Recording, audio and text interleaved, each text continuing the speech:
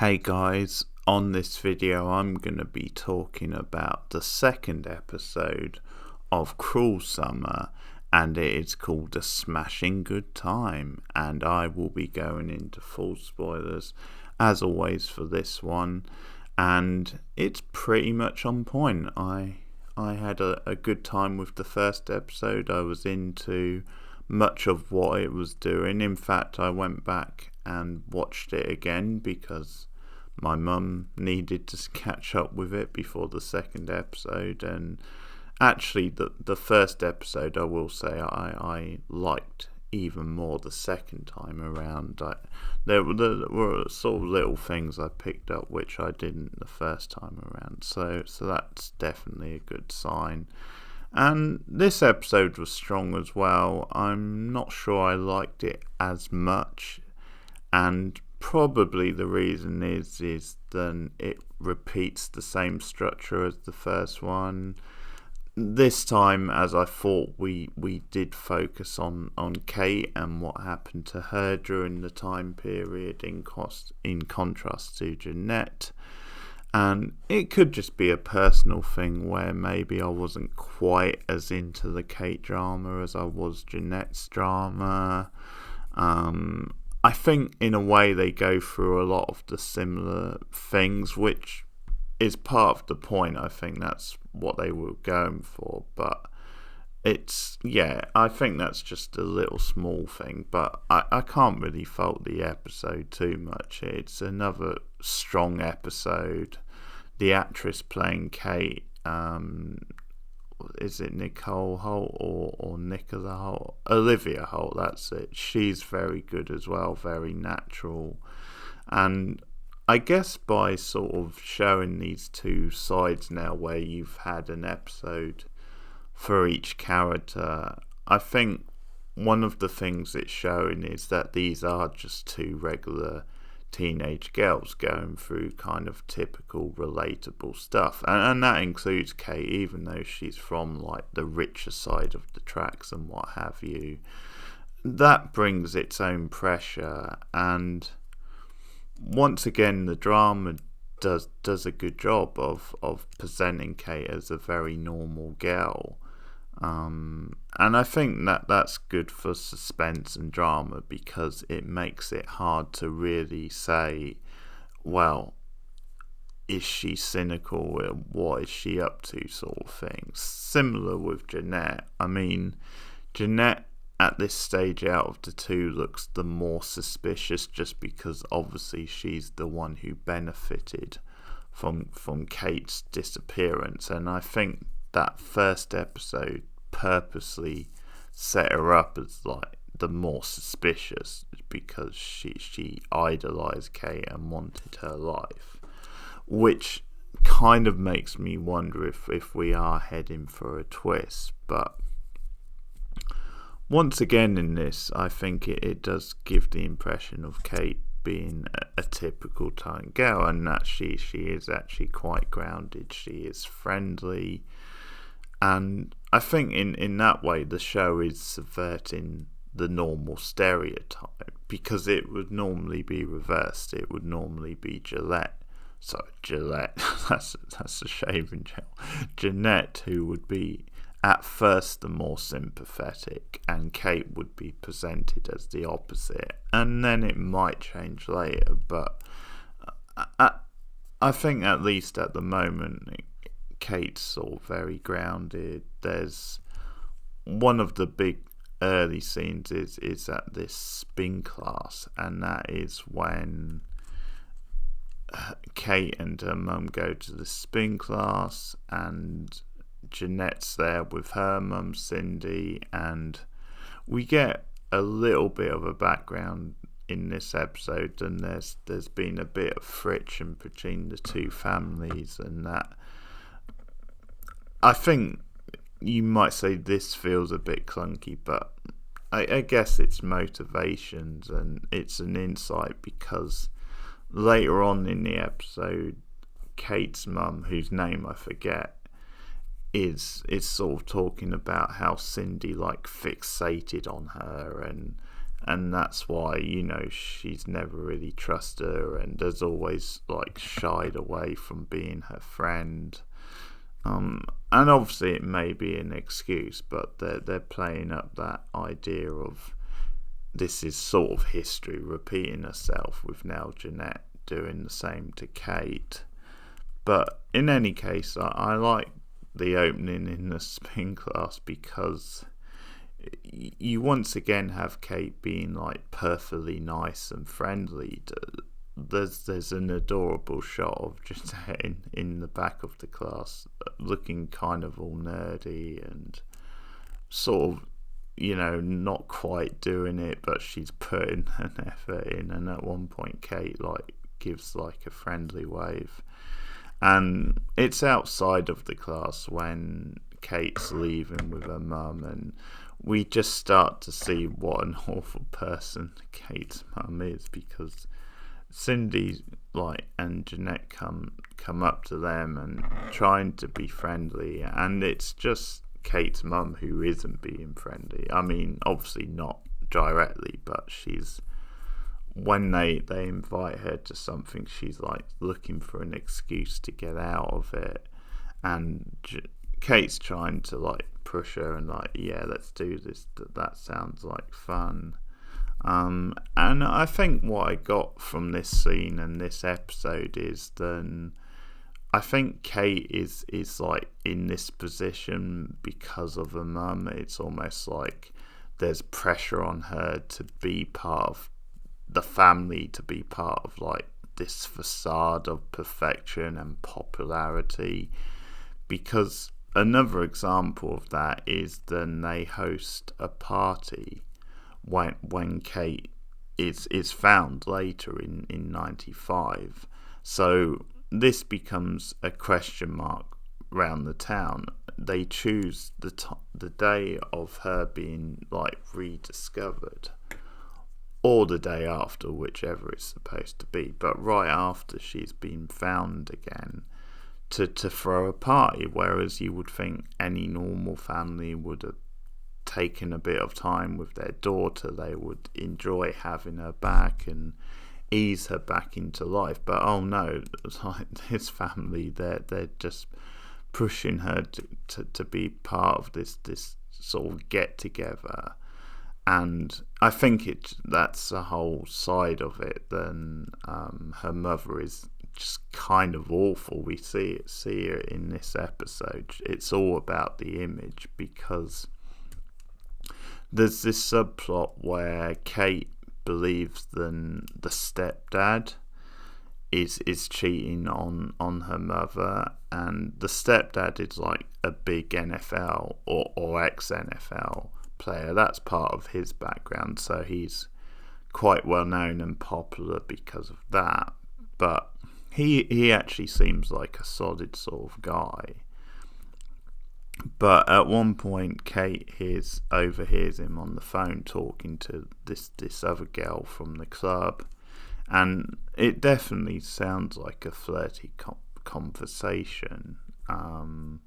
Now, it might turn out then he actually is with her, but then Kate doesn't have the proof or anything. But anyway, where I was going with this is then later on at the party, Kate, because he sees I think his name's Dwayne or something, the stepdad, but sees him sneaking off with this other gal, and they go to a room together, and she just takes that as well, they're going off and they're gonna sleep together.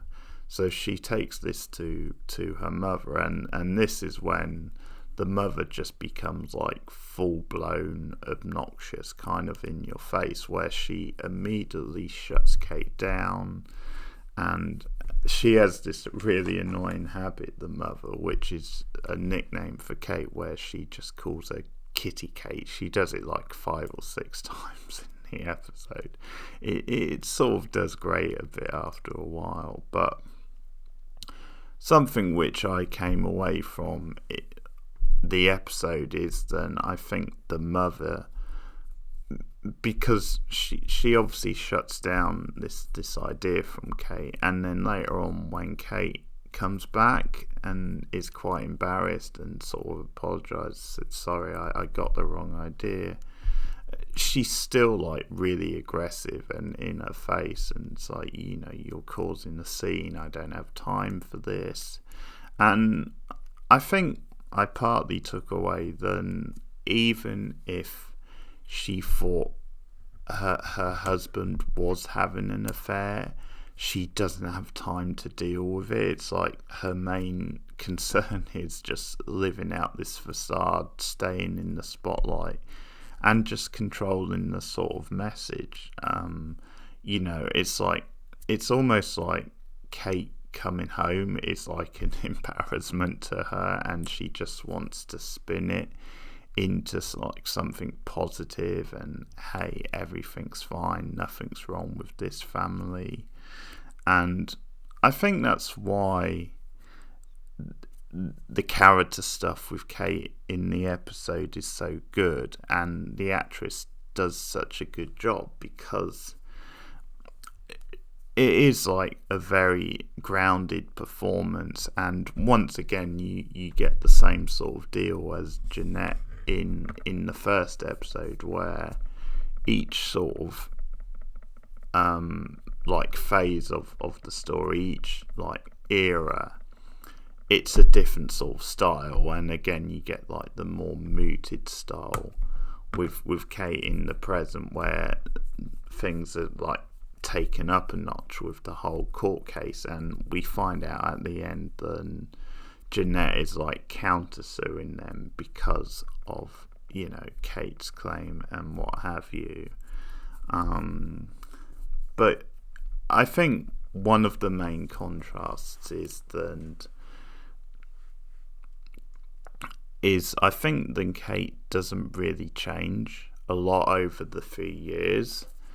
She just, obviously, in terms of what happens to her, she does, like, stuff definitely happens to her. She gets kidnapped. She's obviously in this guy's basement for like the best part of a whole year, and there's stuff going on with her family. Things aren't rosy when she comes back, but that's stuff happening to her. I think in terms of Kate herself, things actually don't change that much. Now, Jamie sort of goes back with her not too long after she returns, but he's kind of carrying like secrets of his own.